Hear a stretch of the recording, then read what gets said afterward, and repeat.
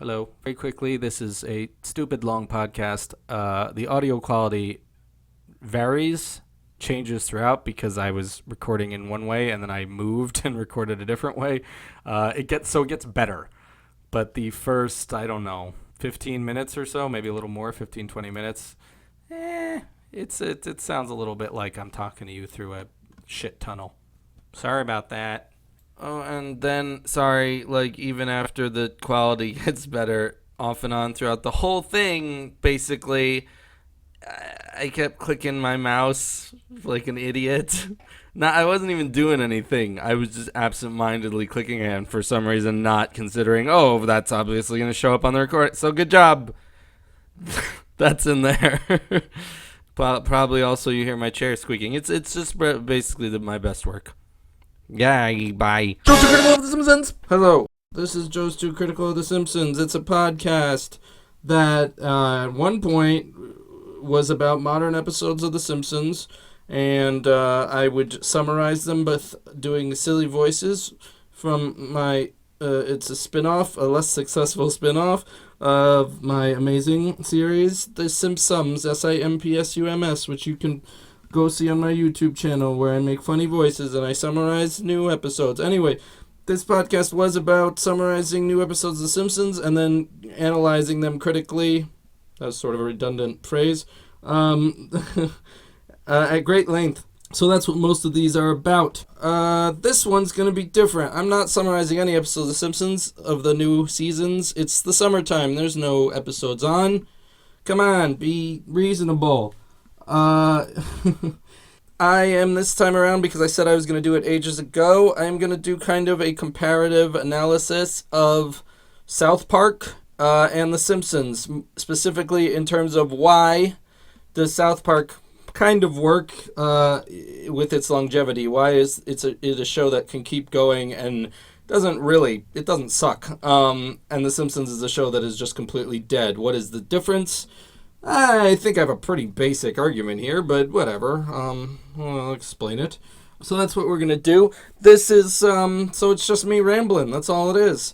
If you're listening to this on YouTube and you want to download it, it's on SoundCloud. There's a link in the description. You can download it there. If you're listening to this on SoundCloud, you can go to YouTube. There's a link. I don't know why you want to do that, but you could.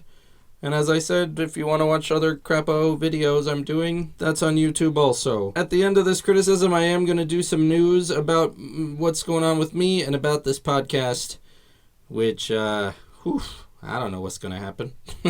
The situation, in brief, before I get started, I'm moving out of my apartment, and this is the last time I'm going to record like this, so yeah, fuck you. Anyway, I don't know, let's go right into this, talking about South Park and the Simpsons. Now for criticism! No, I'll level with ya. I thought of doing this ages ago. I thought of doing this back when the South Park, the previous season, was happening. You know, at this point, when I'm recording this is August 2016.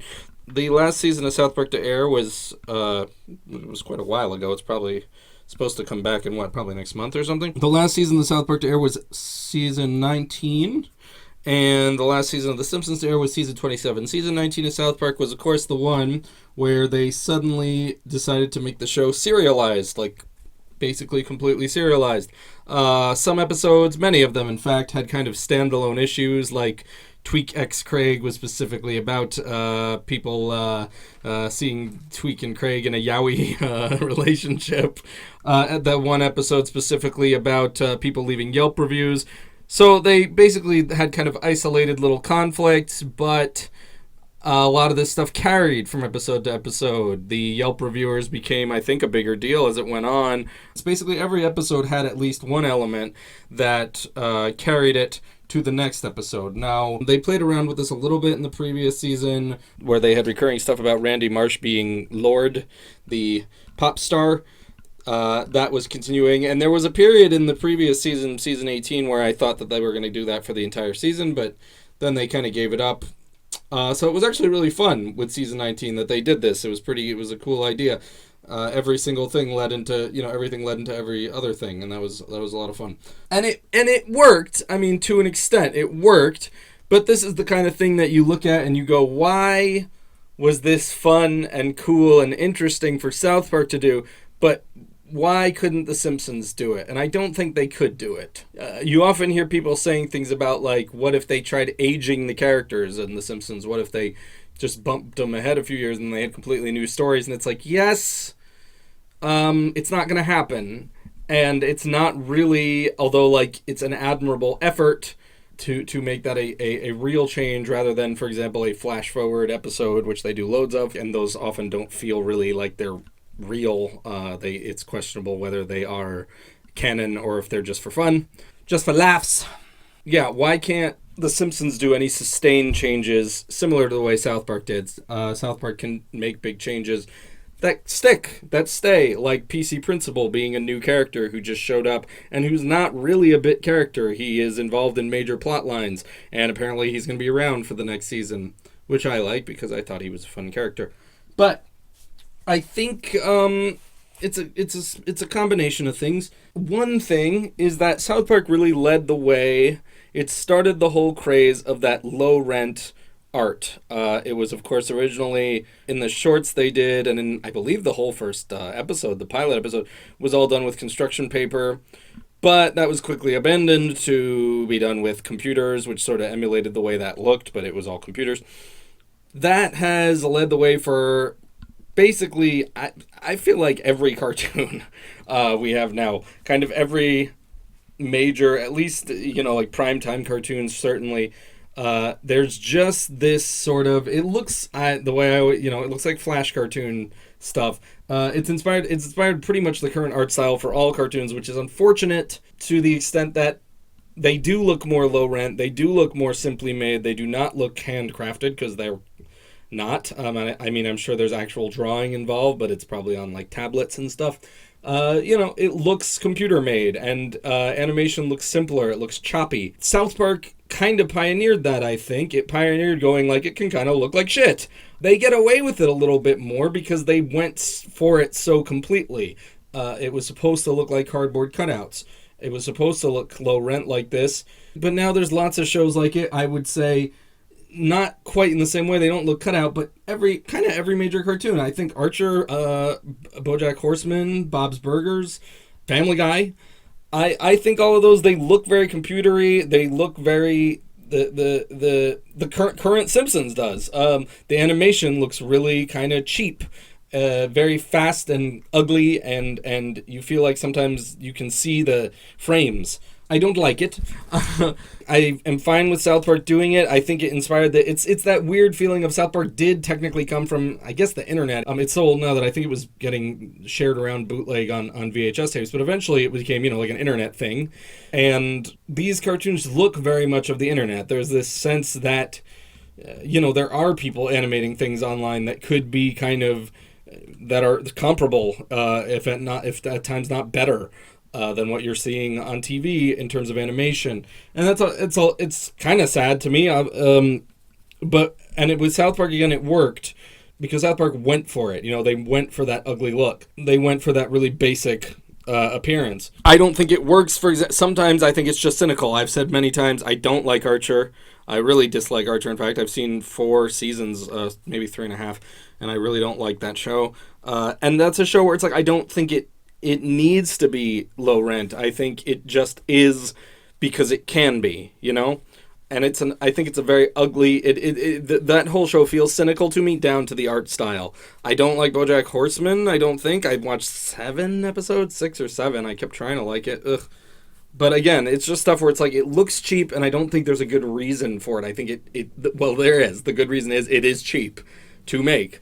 So South Park started that, but there's a sense for me with that where, on the one hand, though it's fine South Park did that, and for South Park it's fine, it fits their aesthetic, it fits the sort of shoddiness of the show, it fits the show style, but it definitely communicates an impermanence, it communicates a transient quality to it, where you get the feeling that this is all slapped together. I mean, it's literally was paper.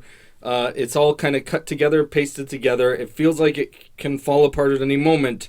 It feels barely held together, you know? So I think that art style is in line with the actual themes of the show. The fact of the matter is, from the beginning, anything could happen in South Park, and we learned that immediately. The first episode was about aliens coming to a little town, and Cartman getting a alien probe in his butt that made him shoot fire out of his butt, and a satellite dish came out. You know, like, if you're doing that in the first episode, anything can happen, right? So you've demonstrated a show that goes, we don't really mind fucking with our world, with our character. Like, our world looks fucking shitty, and we're willing to fuck it up. We're willing to hurt our characters. We're willing to kill one of our characters over and over again. The fact that Kenny died all the time for so much of the show is really fucking weird. I mean, we don't think about it now because that kind of, I don't know, Dadaist or surreal humor, I think with the internet is just, you know, all over the place. You can find so many videos sort of like that. Arguably my own are sort of like that. Adult Swim too, the rise of that sort of thing. This very surreal, this like unexplainable non-humor, like Kenny dying every episode and then just being back is really weird. It's a very weird concept. It makes sense in the sense of like sitcoms, everything resetting, but it's a super odd idea, I think, and it's just in there. And I think Kenny dying is such a window into how they feel about the show. I remember one of their early interviews where they explained, we just like killing him. And I think that is kind of the Trey Parker and Matt Stone philosophy. It's sort of like, we want to do something and we're going to do it. We think it's funny. We like doing it. There's just, the stakes are lower. Everything about the show, the way it looks, the kinds of plot lines, I think just implies throughout the stakes are lower because we are willing to fuck shit up. And I'm going to kind of circle back around to it a lot later, but that kind of in some way touches on my main argument with this show about why they were able to eventually do this season of serialized episodes. I'd say it's because they've sort of kind of built change into the show. They've made it so that your expectations of the show are that anything can happen, that we will change anything at any time. I still maintain that the stakes are low. I maintain that the way they have this very, Trey Parker and Matt Stone have this very punk rock philosophy that's kind of just like, if we want to fuck this up, we can. We don't really care that much. Like, one of the main things they did, I remember back in the day, was when they had that Who is Eric Cartman's Father series of episodes, and they just didn't care. Their whole idea approaching that was, people take TV too seriously. You know, who cares who Eric Cartman's father is? It's just a show. I don't really agree with that. I think TV's art like anything else, and if you take art seriously, there's absolutely no reason that you shouldn't take a comedy seriously. Comedies take a lot of work to make. They're very tightly constructed often. South Park kind of isn't. So that's another thing about it, is, I mean, its comedy style lends itself again to this sense of not being permanent, of low stakes, of sort of deliberately low rent stuff. They're not a joke a minute show. In fact, they kind of don't like that stuff. I've heard them talk about that. They don't like gags. They don't like fitting jokes into every section of a show, which is, it's probably my preferred style of comedy. Something like Community or The Simpsons, really. But they're not into that. And I mean, it's the fact that their show, what do? They make an episode a week? Is that right? Is it a week? I think so. They do an episode every week. I mean, that in itself, they do it. It's this sort of, they approach it more like, genuinely like punk rock, like music, where you shit out an album. You know, there's this idea of people just going into a studio and banging an album out. They kind of pull that with their show, and it has its drawbacks and its positives. It's absolutely the most topical comedy show we have on TV because of the turnaround time. But it is a shoddy feeling show a lot of the time, and this serialized thing they did was cool and worked in some ways, but I think largely because they don't have the ability to plan a show out in a long amount of time. They're kind of riding by the seat of their pants. It didn't entirely pan out. But let's be fair, there are shows that tried to do the serialized thing and failed at that too. Again, Community is a show I'll always bring back because it's one of my favorite shows. And I've thought about it a lot in the past. Community tried to do an arc once with an air conditioning repair school that Dan Harmon, the creator, basically said later, I shouldn't have done that. I tried planning ahead and it didn't work. So, whatever. But at any rate, South Park feels kind of sloppy on purpose, has this punk rock thing going on, this anarchic approach. It does incorporate change into the show. They say we can destroy our town, we can kill our characters off. They were still kind of doing the sitcom thing because Kenny would die, but he'd come back. The town would be destroyed, but the town would be rebuilt. But I don't think it was too long. I'm sorry that my rambling doesn't incorporate much research, but I think it was not too long before they started also going like, well, look, sometimes we're going to make changes and the changes are going to stick. You just kind of have to get used to the fact that we are going to just keep changing things whenever we feel like it. For example, I mean, there was the period where they stopped killing Kenny. That in itself, they were just like, yeah, we can do that if we want to. We can stop killing Kenny. Something like fundamentally kind of changing the tone of your show and changing one of your characters. Something like Scott Tenorman Must Die, where Cartman actually kills someone's parents and feeds them to him. That's a big deal too. That was a big deal. I mean, that's a drastic thing to do to your characters. They had these moments that were atypical even for the show, but they were these moments that came, I think, early enough in the show's life that they communicated to you again that you can't really pin down what this show is going to do because they'll do whatever they feel like at any point. I think the fact that their movie came really early is something too. They put their movie out and capitalized on its popularity, the popularity of the show at the time. I think that's a big deal. The movie also kind of just implied we're gonna do big things early on, as opposed to Simpsons, who did their movie long after it mattered. Change was built into the show, but I think also it's change that is it kind of change that's, how to put it, it's change that's like letting you know at the same time this is change based on our whims. This is change based on what we feel like doing. Like Cartman's dad, they just didn't give a shit about who Cartman's dad was. You could tell they acted all surprised when people got pissed off. How dare you hide who Cartman's dad is? They were kind of stunned people got that invested in this. They used it for April Fool's Day. They played the Terrence and Phillip movie Not Without My Anus, which was actually quite good. But yeah, they're just fucking with people. And now they're just like, well, the answer is his mom's a hermaphrodite. They don't care. And there is that sense. There is that sort of fuck you. It doesn't really matter. We're just going to do whatever we want.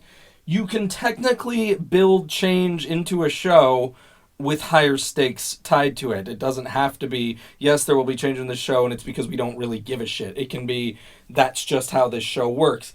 Of course, that sort of thing tends to work better with a drama. People are just, I'm not quite sure why that is. I think it's partially just that people are more used to it. Sitcoms are still growing out of this idea that the idea of a sitcom is familiarity. It is the thing that it is the simple fact that this is a comfortable place that we come back to week after week after week.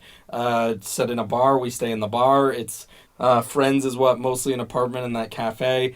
Taxi back in the day was set almost exclusively in the taxi depot. That kind of thing. It was this a notion of familiarity, of seeing the same people in the same place over and over, being funny. Comedy is still breaking out of that feeling, out of that legacy. It's a lot different now, but I don't know why it's considered. I did finish watching Breaking Bad, also known as Break So Bad. Breaking Bad is a show almost entirely hinged upon the idea of change.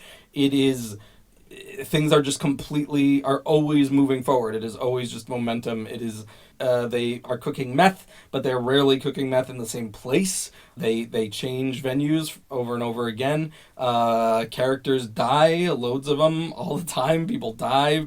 People get arrested suddenly. Just these things happen, things change. And a show, of course, that does it even more so and commits to it is The Wire. And The Wire has, basically every season is a different location and focuses on a different group of people. Goes from the cops and some of them stick around, but, the first one was about the drug corner in the specific area. Then there was the second one was the season at sea, these things, and then eventually we were branching out and getting an insight into the education system. So these things do tend to work better in drama.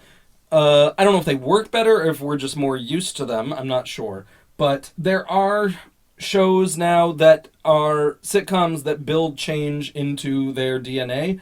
For example, Rick and Morty. Rick and Morty, again, another Dan Harmon show. Dan Harmon has this desire to kind of build change and growth into his shows. He did it with Community as well. And with Rick and Morty, to me, change does feel meaningful, at least in the first season. I touched upon briefly in another podcast that I think in season 2, they lost some of this. That's a big part of what it is, and I think it's sort of one of the curses Dan Harmon has to live with his TV shows, is that he comes out of them, he starts out so ambitious, and he's so into the idea of evolving his worlds and his characters that very soon it's hard to top what he's done before. So, of course, Justin Roiland is involved as well with Rick and Morty, but I think this need for change is definitely something that is kind of tied into it's just in the backbone of a lot of Dan Harmon's work. I do think, though, Rick and Morty changes in meaningful ways. I'm probably going to spoil some Rick and Morty right now, so if you haven't seen it, I do recommend at least watching the first season.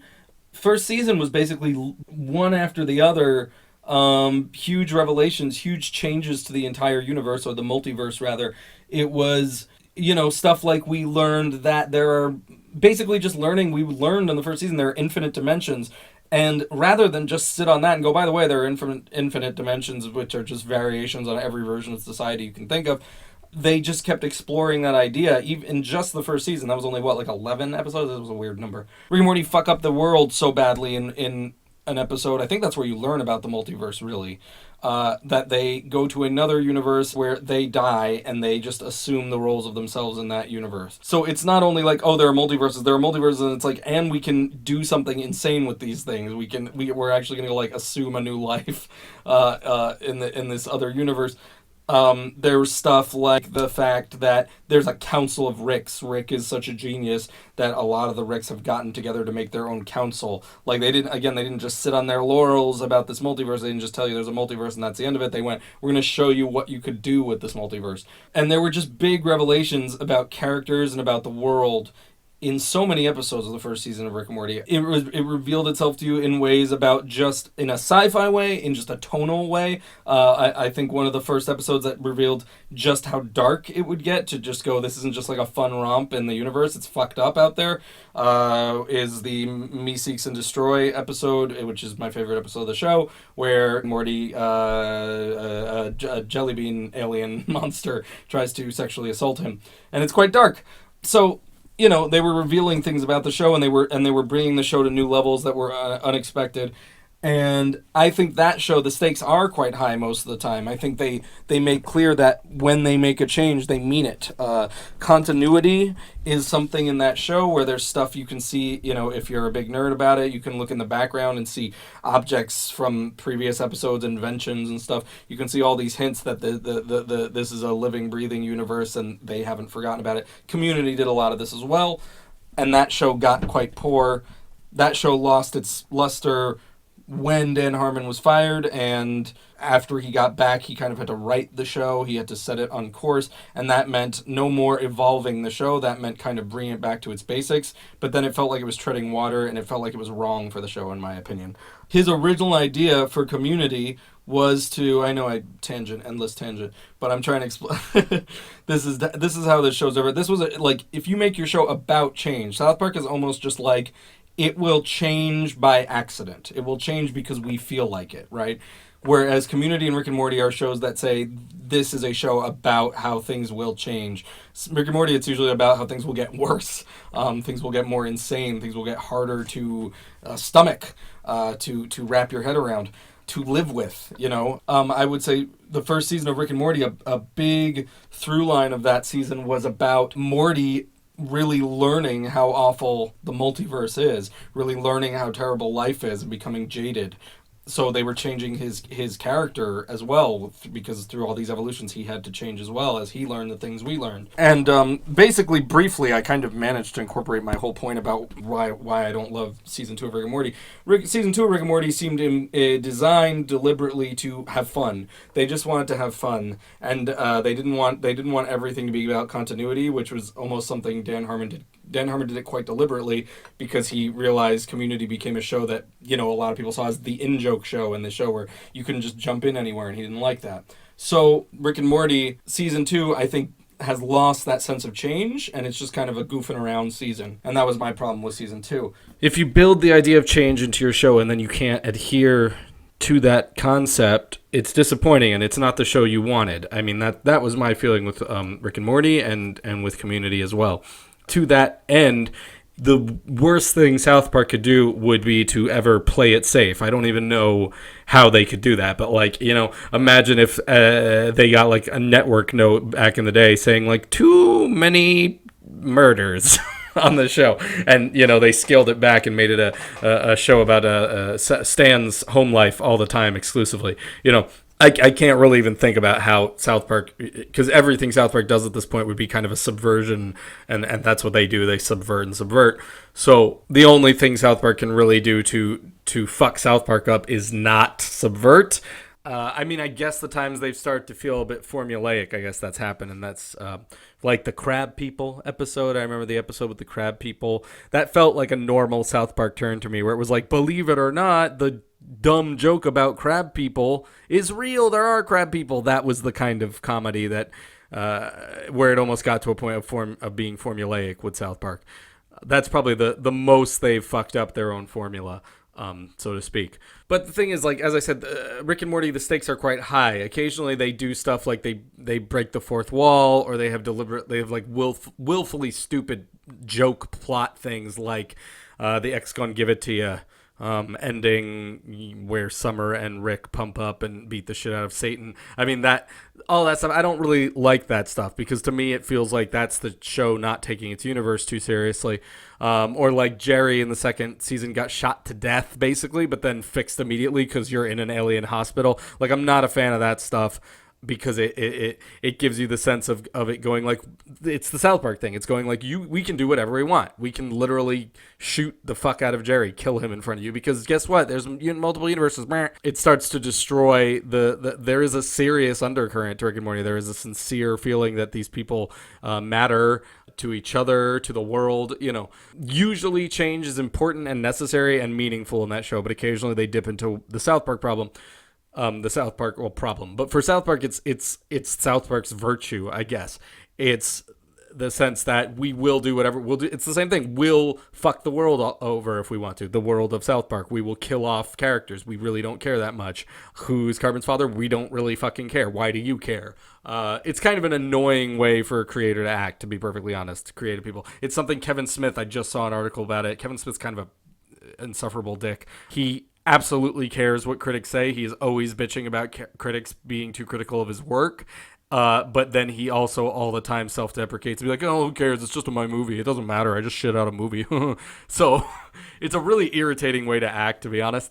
I pull it sometimes with stuff I make. But the basic idea of it is that South Park does not have a ton of respect for its characters or its world. And it demonstrates that regularly. I mean, for one thing, making Cartman genuinely evil at one point, that's a drastic thing. That's okay. But like, for example, like fucking Kyle, they put Kyle in a human centipede, for Christ's sakes. Like Kyle, like a little kid was stuck eating someone's shit and shitting into someone else's mouth. Like he was eating Japanese businessman's shit. They've just demonstrated none of this really matters. It is all changeable at any point, depending on what we feel like. And as I said, the only thing they can really do to fuck the show up is kind of not keep fucking with us, to be more, to stagnate in some way. So like, what's the last thing they can do? They can add more structure to the world. They can make this the Shittipa Town and Sodo Sopa season, where the whole season is about changing the entire town. There was a bit of a soft reset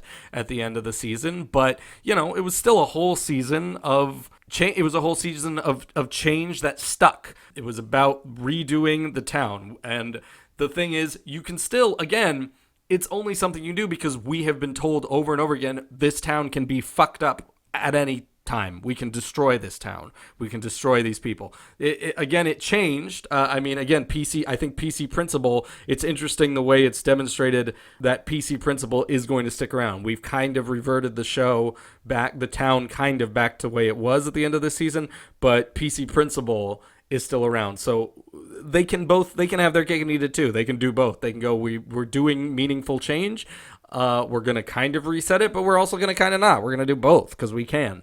And I mean, it's really the only thing they could do. And there are a lot of South Park seasons that I've just watched. This was a show that was really important to me when I was a kid because I was a teenager, I guess, when I came out. I think it was in high school. And, it was the perfect show at that age because it was just a fuck you anarchic thing. It was the most like filthy thing on TV.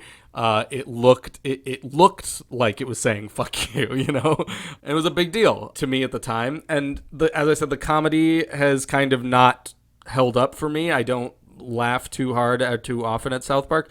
I do sometimes. I really like the I Am Lord, ya stuff a lot in that other season. But it's not a show I expect to be surprised by, and it's not a show I expect to laugh at a lot. I don't loathe it in the way I hate The Simpsons so badly. I don't feel that way about South Park. South Park is just fine. I'm able to watch it, and it's fine with me. Simpsons makes me angry because of how bad it is. But it was a genuine surprise, and it was really a lot of fun to watch this season where they went, look, we can do this now. We're going to try this now because that's the whole show. The whole show is subversion and surprise and impermanence. And they said, well, we're going to add some permanence.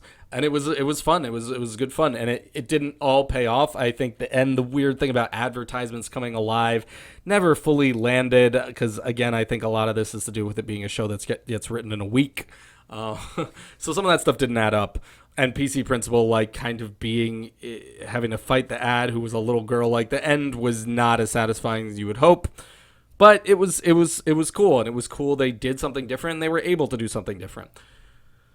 The reason The Simpsons can't do this, and the reasons The Simpsons never has done this, is because the stakes are higher. It is not a show that it was shitty looking kind of when it started, but, it looked handmade. I've always said how filmic it looked. It was a very cinematic show at one time. They worked really hard on camera angles and weird camera movements, fake camera movements that were animated, but you know what I mean. They put a lot of effort into the look of the show, and it's part of the reason the reason it now looks like it's made the same way South Park is made is depressing and doesn't work for the show. It's because it is a betrayal of what the show was before. South Park doesn't have much to betray. It started out looking kind of ugly, and it stayed that way, If anything, they just refined it to make it look more like fake paper, but The Simpsons looks a certain way, and it behaves a certain way. It is it's very locked into one thing. It is very locked into the characters, the town. Killing someone in The Simpsons is a huge fucking deal. It basically doesn't happen. Because it would be changing this town. It is a show cut from the cloth of a much older era. And what's really weird about it is it's cut from the cloth of like 70s sitcoms, of 60s sitcoms. Some 80s, but Simpsons is 80s. The thing that's very odd about it is that it is one of the shows that is so close to this old style of everything is familiar, things must reset episode to episode. We're not going to really age characters. We're not going to shake anything up. It's just what it is. It is about this family having comedy problems. And it's very odd because it premiered the same year as Seinfeld. And Seinfeld actually aired earlier, I believe.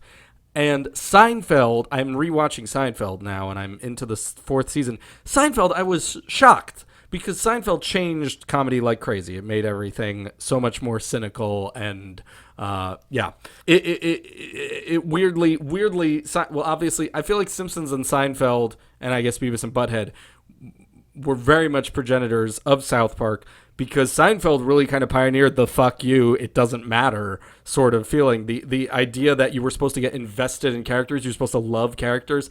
It happened anyway, but like Seinfeld, these were supposed to be awful people who do not develop, they do not become better people, they do not like learn lessons at the end of any episode. They're just conflicts are confined to one episode, and it's a comedy thing, and you laugh and you come back next time for another bit of comedy and a new problem. But the thing about Seinfeld that is bizarre to me, and I did not realize this, is how incredibly serialized it actually is.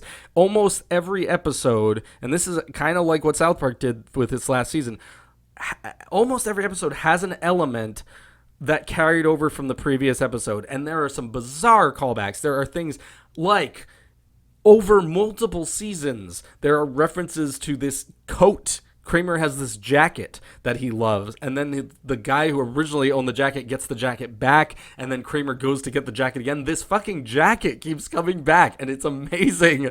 If you like pay attention to the show and you watch in order, you're like, holy fuck, like this jacket is like a plot, like this long-term plot. And Seinfeld is bizarrely continuous, like really oddly continuous.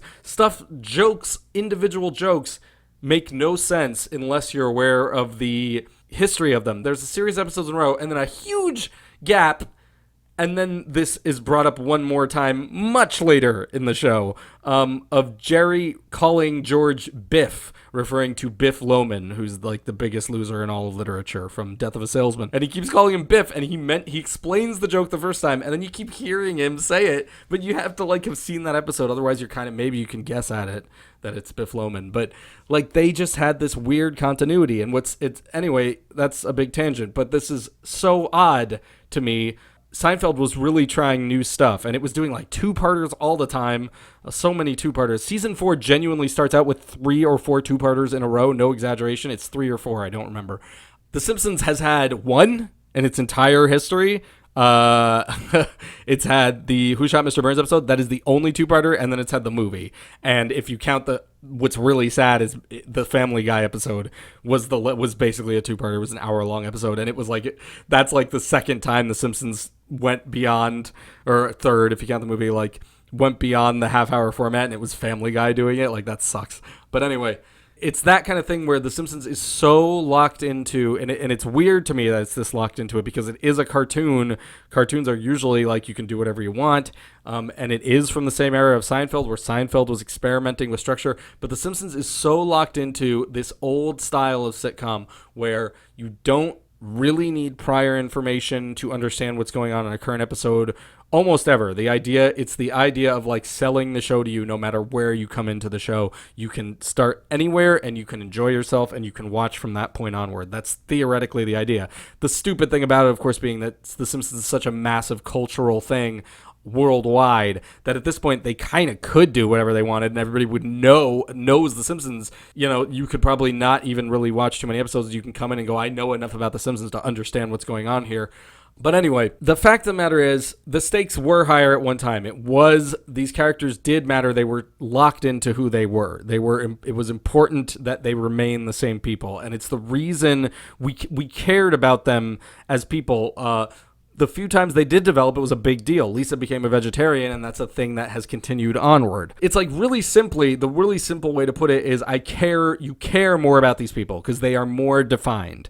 Even though it is a silly show that can go off on a silly thing where Homer blows up a candy convention, but with Pop Rocks and Coke, it has these two sides of being surreal and being completely down to earth, completely just a sitcom with this core family unit in the middle of it. And that's another big deal, is the fact that The Simpsons themselves are at the center of pretty much every episode. That is a big deal too, because South Park is a show that can go, here's an episode where who fucking cares what the kids are doing? This is an episode about Randy Marsh.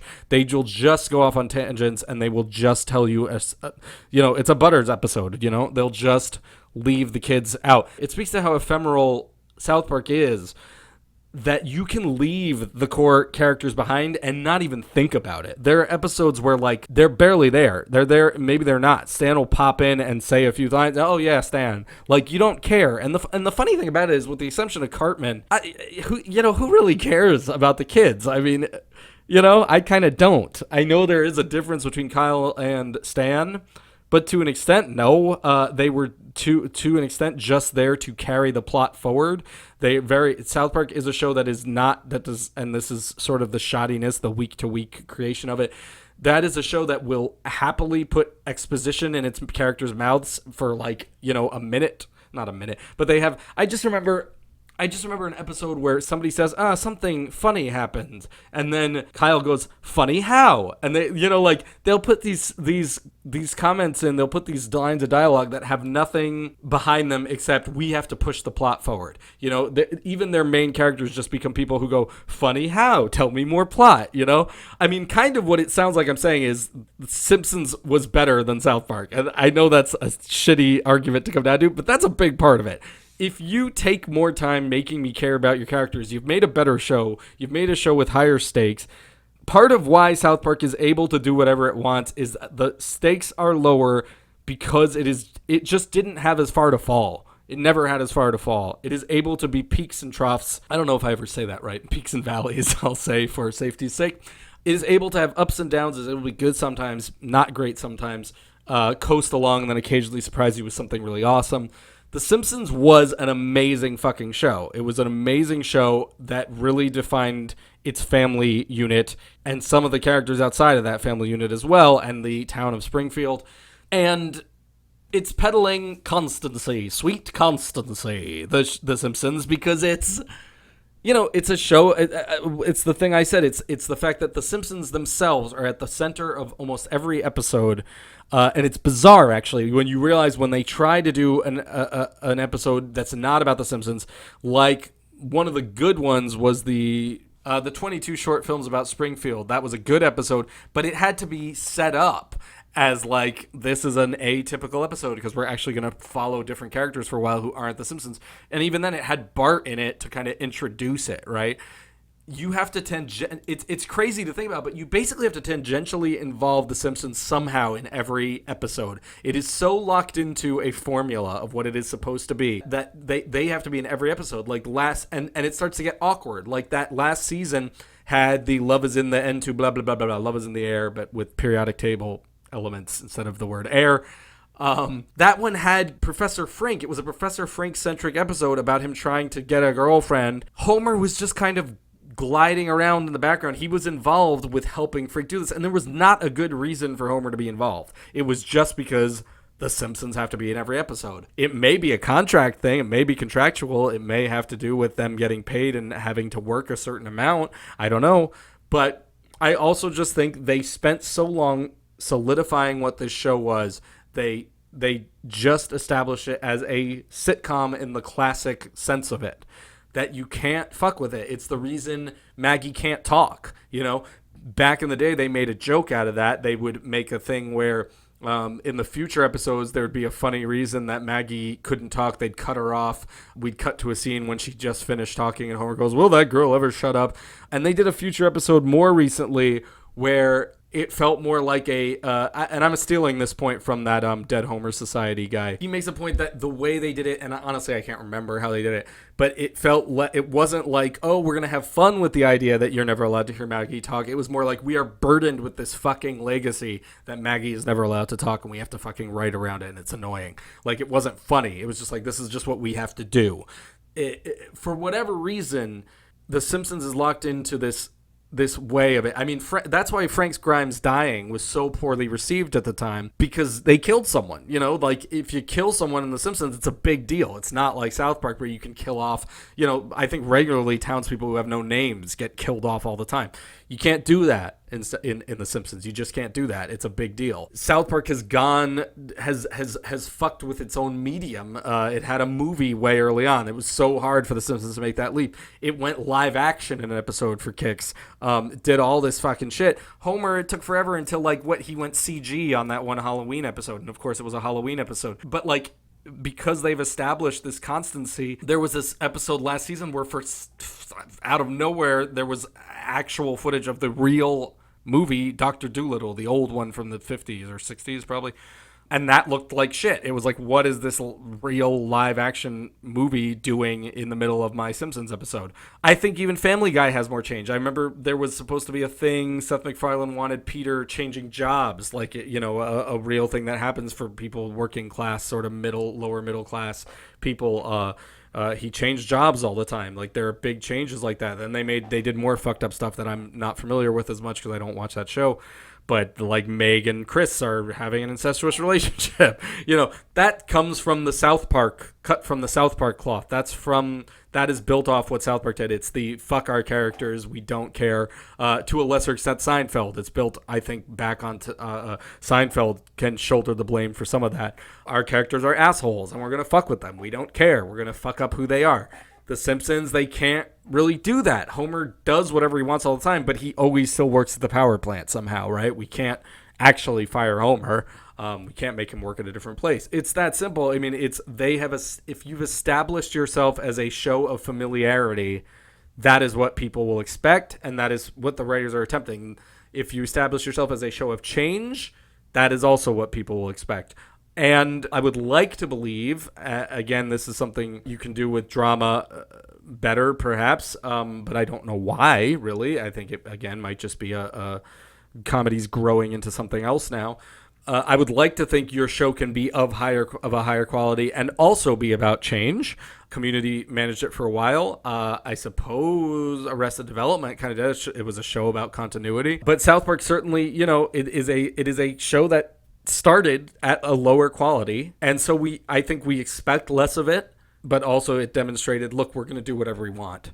I think you can put meaningful change into things, and I would like to think it can be done successfully for a show's entire life without fucking the show up. I think actually one of the best examples of that is Veep. Veep is a show that is massively about change. Not to spoil it for you, but Veep, I think the third or fourth season, she became the president. It's a show about a vice president who became the president, and now it's going to go back into her. She's not going to be the president anymore. It seemed like they were going to reset it and make it that she's going to be the vice president again, but now she's not even that. And the show's going to keep going. It's a show called Veep, and it seems to be about the downfall of this person in the political system. And it's amazing. It's a show that is about change, and I think maybe part of the reason it works is it's a drama. Also, Veep is a show about huge stakes. It's about assholes who are messing with our country. They are behind the scenes ruining our country, and sometimes on camera ruining our country. It is a drama. It has these big moments that are dramatic. It is a genre splicing thing. I don't know if that might be a big part of what it is. I mean, when Rick and Morty gets dark, it gets really dark. It is not afraid to go into these dramatic turns. And maybe that's part of it. If you take your comedy more seriously, you're willing to accept meaningful change. But anyway, that's another tangent, I suppose. South Park is a show about largely comedy change. It's about, fuck you, we're going to do whatever we want. It's an anarchy show. The Simpsons is a show about familiarity and is a show about solid characters. The strange thing about it is, for a show that is peddling familiarity, that is peddling solidity, I guess, being solid, it has changed. It has changed massively. It has destroyed itself. It has gone off on bizarre tangents. It has, none of us liked when they fucking went to space in a non-Halloween episode last season, but it's a drop in the bucket at this point because the show has ruined itself. But it's not done it on purpose usually. It hasn't gone, they're getting to the point now where they are kind of doing this. They're kind of trying to become South Park, but nobody wants that from The Simpsons. That is not what we came to The Simpsons for. We came for the familiarity. We came for it to be a solid show. The quality level is just higher. It is important that it sticks to that quality level, and it has failed that massively. But it wasn't on purpose, for is the odd thing. It just happened because they ran out of ideas. So stuff started becoming, tobacco. It started becoming, it's about Homer developing a tomato that has nicotine in it, and it makes farm animals crazy and shout tobacco. It wasn't on purpose, but the weird thing is, this is a show still believing most of the time that it is the same show. On some level, the people on it believe this is the same show, I think, or they believe we must try to adhere to being the same show. Because if they didn't, they would be doing what you're talking about all the time. They would be going, yeah, why the fuck not? Let's jump the show ahead. Let's make it a show about when Bart and Lisa are teenagers now. They would have done that ages ago if they felt they could do that. They don't think they can. They know, I don't know. I don't know if it's a money. One assumes they are on a network. I'm sure The Simpsons is a largely hands-off show for Fox, if not completely hands-off. I don't know. I wonder if at this point, if somebody suggested a drastic change like that, maybe that might be the point where the network steps in and goes, you can't do that. This is The Simpsons. And it's the funny thing about it is that The Simpsons was the punk rock show. It was the rebellious show. It was the we can do whatever we want show. So it's weird that it became this show with a lot of heart about this really tight and really tightly defined family unit. But that's what it is. I mean, that's what they think they're doing. The scenarios keep getting crazier and crazier, and the characters keep not acting like themselves. They're fucking up. But I don't think I think a lot of time they don't know they're doing that. They don't know they're doing that. It's the reason when they want to explore these ideas of changing the show drastically. Oh, we want Homer to actually have an affair or to actually sleep with someone besides Marge. We want them to actually separate. Like, that's a big deal. Oh, well, we're so scared of it being a big deal that we're going to do a dream inside a fucking back tattoo. That was the last season's premiere. We're going to make it clear this is not canon. This is not canon. They're scared. They're scared of changing. They kind of know they can't. The alien episode where they actually met the aliens, they kind of just put a joke in at the end that your memories will fade and you won't remember this, so the show will reset. But I have to admit, if they changed the show drastically, if they did one day go, it's a different show now, there's continuity, I don't think I'd like it. I don't think it's what I want from The Simpsons. I don't know. Is it something they could have tried earlier in their lives? Maybe. But I'm skeptical. I'm skeptical I would have been receptive to it back then. At this point, I don't think there's no saving this show. There's no coming back from how fucked up it already is. So that's not really a concern for me. I don't know. I mean, I just don't. The big changes never go down well. When they did the live thing this year, I don't think that went down well with most people. I mean, I don't know. Maybe it did with the stupid articles that were written about it when they did that live section. But to me, it was just like, no, don't. You're fucking up the show. I mean, it established what it did well, and it did change. I mean, it did change. It became much more meta and jokey. I mean, I think it went through all the changes it could go through during the period it was still a good show, and then it just ran out. I think like it's stuck in such a specific spot where it has to do such a specific thing that there's only so much evolution you can do. And furthermore, when you start at that high a quality, you can't sustain it. And so they're locked into this position where it's a genuine thought. I mean, it's a possibility. If you could change your show drastically, maybe that's what you need to give it a shot in the arm. And that's what South Park did.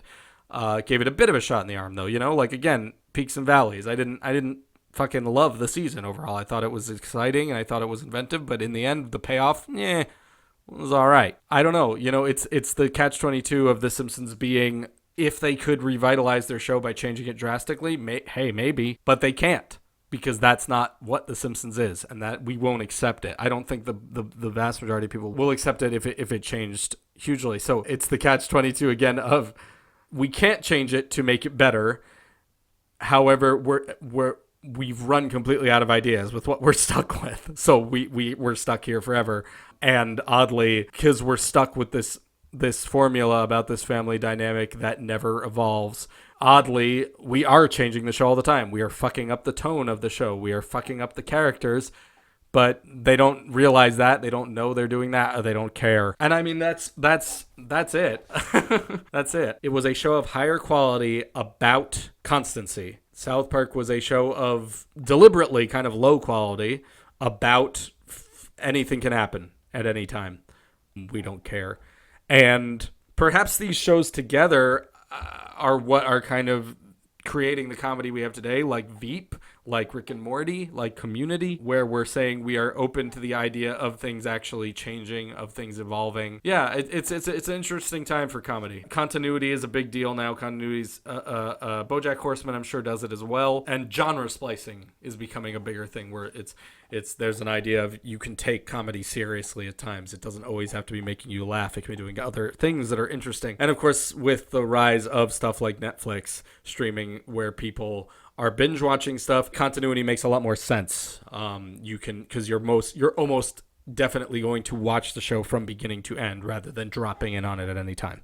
Yeah, these are the two things I think. I mean, Rick and Morty is probably the most perfect sort of example of these two styles coming together, because Rick and Morty has a core family unit and has these sitcom elements, but it is a show completely about change and completely about killing people off and fucking shit up, and so it has the constancy mixed with the anarchic, everything's going to change if we want it to feeling.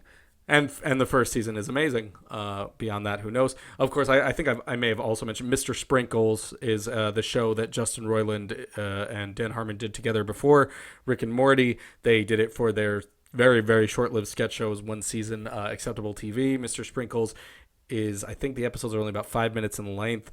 I think you can watch the entire Mr. Sprinkles saga in about an hour. There are only 8 episodes. It is hard to find online.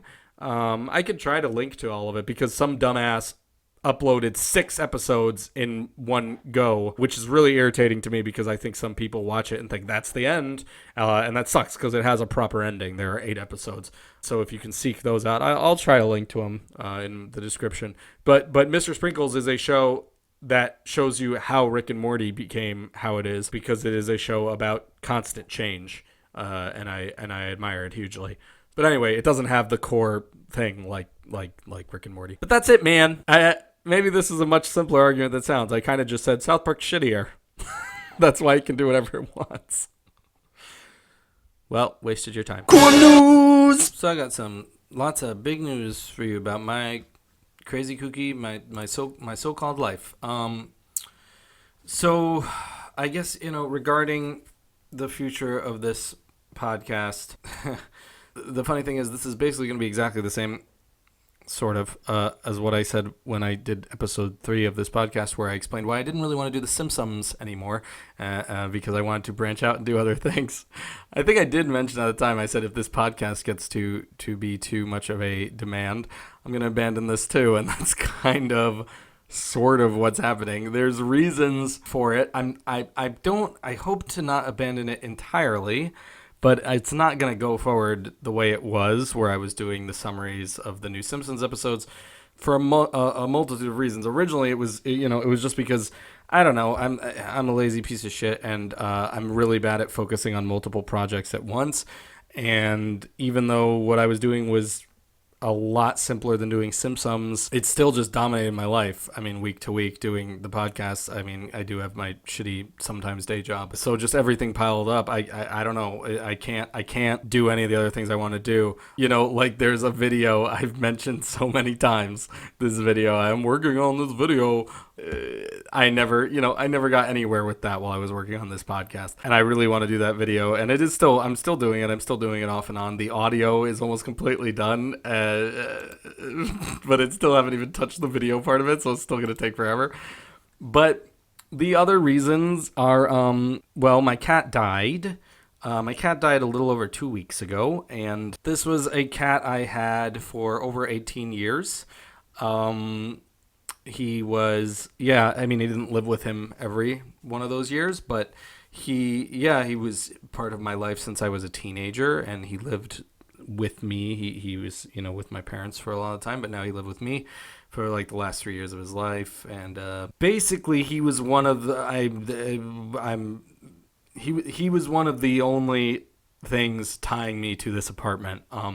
Some people who, just because moving with a cat is hard, he'd already had to move once in his life, and it was just like, he was an old guy, and I didn't want to fuck with him anymore. So some people, probably not all of you, but some of you may know that I still live in the neighborhood that I got mugged in a little over 2 years ago, where 3 guys beat the shit out of me. Basically right around where people started liking The Simpsons and finding it online. I got the crap beaten out of me. I had to have surgery on my arm. So, I'm not in love with my neighborhood or anything. Partially the reason I've been here, it's also like low rent and this sort of stuff. So low rent, like South Park. See, it all ties together. I'm able to move on from this because it's a shitty apartment in a shitty neighborhood.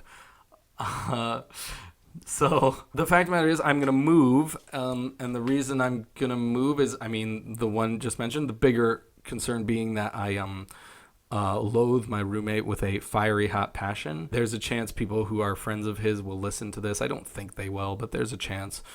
Friends of friends who know him. I don't really care. I'm sorry. But the guy knows I hate him, basically.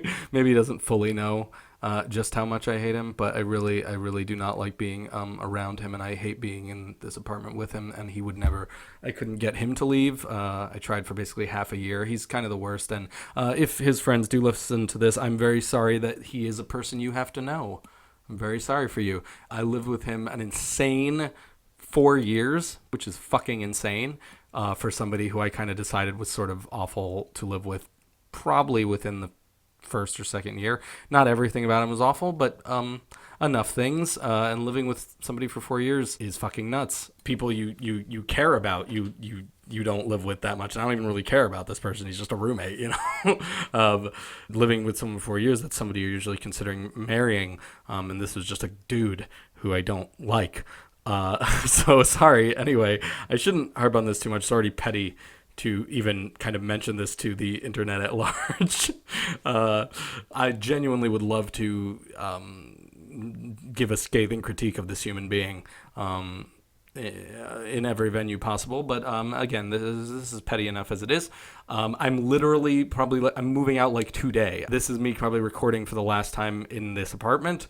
I'm doing my preliminary move today. I'm fully out at the end of August. But so anyway, another reason that it's harder to record. I was originally going to keep this vague and not explain it too much, but I'm so bad at lying and half-truths. The fact of the matter is I'm moving back in with my parents, which is really cool at my age. I'm quite old. I'll keep that vague. It's probably not hard to find how old I am. Yeah, it's pretty lame.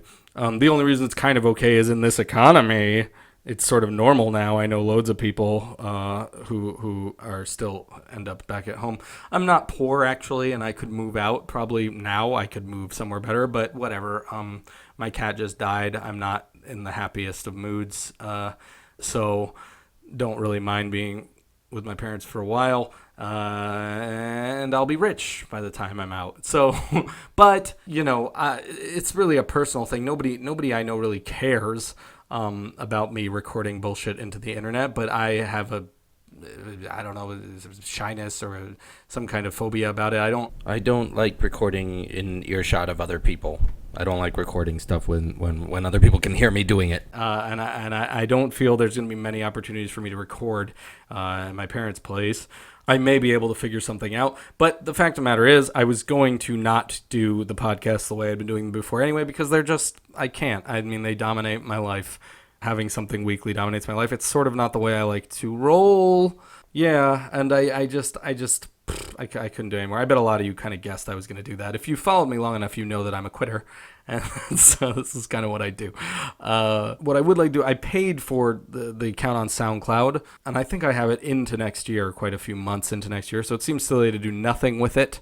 I don't love, it's funny me saying this, and it probably is somewhat bullshit, but believe it or not, I think I don't entirely love having all my opinions out there. I don't like I like hiding behind the stuff I make.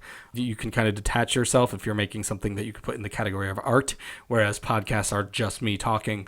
I don't really like the times, I riled people up a little bit by saying something like I thought I don't care about Hail Caesar. Even though I get really confrontational with people when they take umbrage at something I've said. I actually don't like it. I don't like feeling that way. I don't like fighting with people. I don't like being taken to task on an opinion of mine, if I'm being honest. So I don't need to have this every week. I'm kind of going to run out of things to say. Maybe The Simpsons, as I said, The Simpsons, in some ways, I'm sure I've said the problems are often the same from episode to episode. The way the plots are kind of bullet pointy, and they don't. I don't know. There's a lot of similarities, and I feel like who knows? It's such a niche thing to talk about, and it's just not. I don't know. It's my desire to move away from being the guy who insults, being the preeminent modern Simpsons critic is not. It's not my favorite. I don't mind it being a facet of who I am, but it's not my favorite thing. So I'm not gonna do the weekly thing anymore. My idea is with this podcast, I've said before on SoundCloud, it's just called Joe's Too Critical. It doesn't have the end part. I've got lots of stupid opinions about media. I've got lots of things to talk about. The stuff I want to be making is probably going to take a long time, and you may not see anything from me for a long while. Some of it might not even appear online. Like, for example, I want to write a bunch of screenplays that I started. I want to finish some of those, and you're not even going to see any of that because that's just to have, so I can do fuck knows what with it. So it would be nice to have something where I can remind people that I exist, I suppose. And their stuff comes out, and I I have opinions about new media. Like I just played Inside, which is a great game. I could talk about that. People wanted to hear about Rick and Morty, although I kind of took care of that in this podcast. That might be good enough. I read this fucking article. I thought I might rant on this fucking guy's article. This guy wrote an article that I believe was genuine about how he's taken to watching TV shows at like 2-3 times the speed, and now he can't go back to watching the other way. And I think it's such a fucking stupid idea. And I did a big Twitter ramble about it, but it's something I could talk about for ages, about why I think it's so dumb. So there's a lot of things about media I could talk about, and that's kind of my feeling. If I would maybe occasionally come back and talk about, I'm still going to watch the stupid Simpsons, so I could come back and talk about the show in summary, like a whole season in summary, or half a season, something like that. There's all these different things I can do. I know many people, if you enjoyed this at all, it was because it was like The Simpsons when I would do those summaries and I would do the silly voices, and you're going to lose that entirely. Very sorry about that. I mean, I guess the notion is maybe I'm at some point going to make new shit. Well, the one video I'm still doing that will take forever still is funny voices. So you're going to get new funny voices sometimes, but beyond that video I'm doing now, there's not anything too specific for my YouTube channel, which is kind of the main place people know me from, that I have planned. I've for years literally teased a animated series thing of my own. I don't know. I want to do that. It's so much work. It's so many different kinds of work, because I think I want to make music for it, and I want to do the voices, and I want to quote unquote animate it. It's just so many different things that I have to put together that I don't even know when. It's just such a daunting thing to do. Whereas if I write something, I write it and, it's done. Not doing these different sections and editing and blah, blah, blah, blah. It's something I'd like to do. It might happen at some point. If I'm being honest, it's something that in my mind, it's like I would actually like to do it with a genuine budget rather than just me fucking around on it, because it's just going to take forever. It's something I would want to get paid to do, basically. So that's sort of my feeling on it right now. But I don't know. Maybe I should try it. It's something maybe I should try, and I should see how it pans out and how long it takes. Right now, I'm sort of in the mood. I get into moods. I'm sort of in the mood to do music, and some part of me thinks if I just hunkered down, I could make a freaking album of music.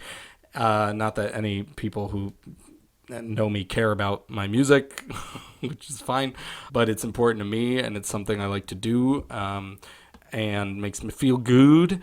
And if I wanted to make music for this animated thingy, maybe some of that music could eventually go toward that. So it's just my desire to make something kind of big and finished, and in my mind that's like an EP at least, or an album, and a bunch of writing, a bunch of screenplays, which shouldn't take too long if I actually work on them.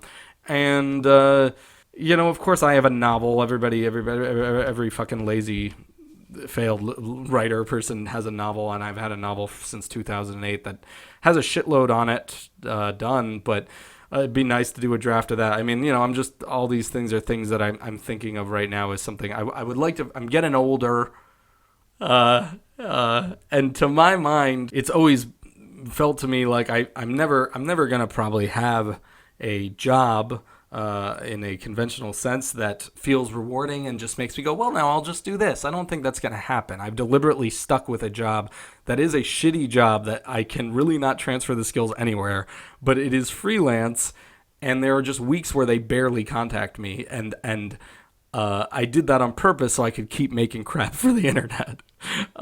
And I don't know, I've kind of pushed myself into up shit creek. So I kind of have to take it seriously now or not.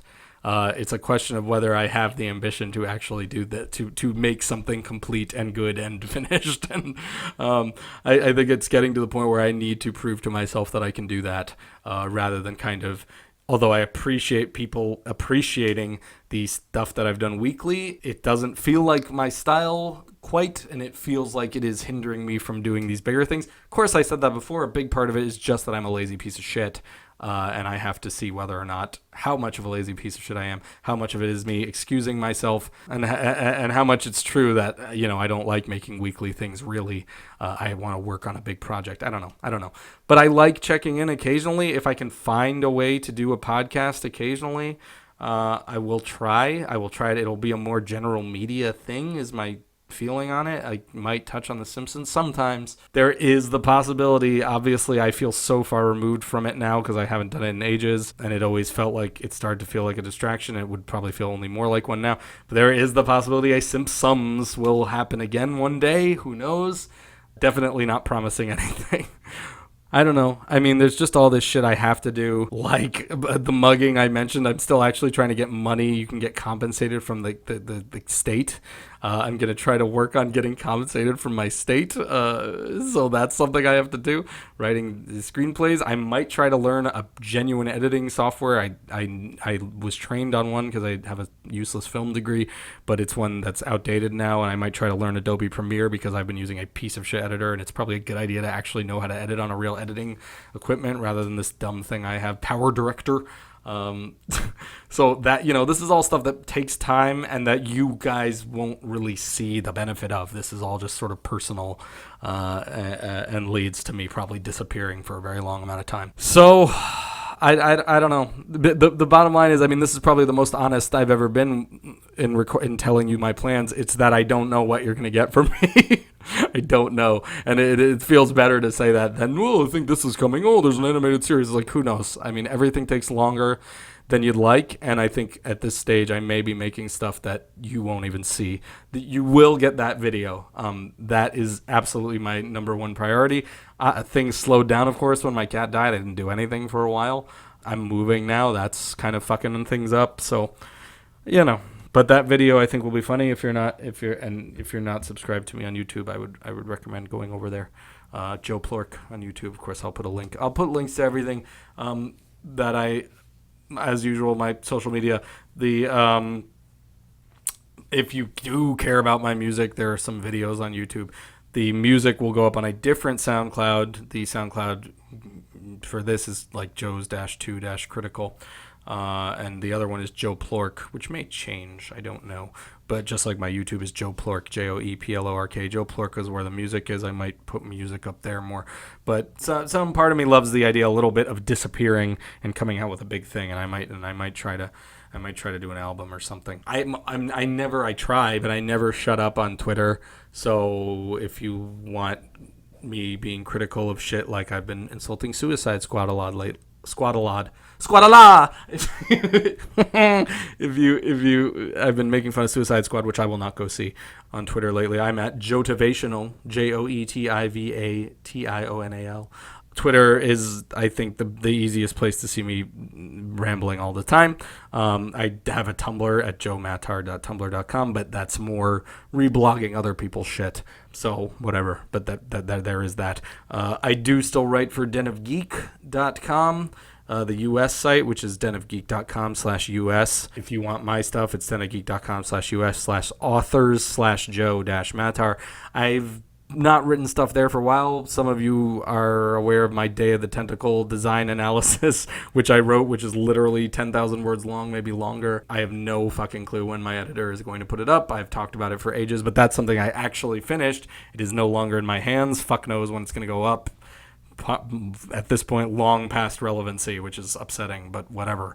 That's going to show up whenever the new Rick and Morty season premieres. I will very likely be reviewing that. I may get to interview, I'm just guessing because I got to in the past, Dan Harmon and Justin Roiland about it, so that may happen. One thing that oddly may happen more, I don't love streaming video games. In fact, I make fun of Let's Plays and streaming a lot on my Twitter.